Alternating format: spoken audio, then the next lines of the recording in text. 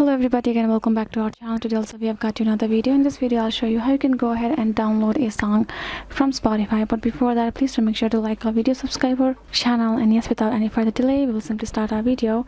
So we want to do so, first of all, let's go ahead and open our Spotify. Once the Spotify app is open, you can simply go ahead, search a particular song that you would like to add, or you can go to any of the playlist of yours. So for example, this is the playlist, right? So if I want to download this particular song, first of all, tap on this three dot given beside the song, tap on this add to playlist, tap on this new playlist, and simply rename this. So I'm gonna rename it just like download, and then you're done. So add it to download it. You can see that particular song is now added to my playlist, right? So if I go to this your library option given below and tap on this downloaded playlist, so once you can see there is only one song over here. Then if you simply go ahead, you can see this download option. Well, simply tap on that option and you will be able to download. So for example, and as usual, that particular function or feature is only available on premium purchase of Spotify. So if you are a premium package user of Spotify, you can simply tap on that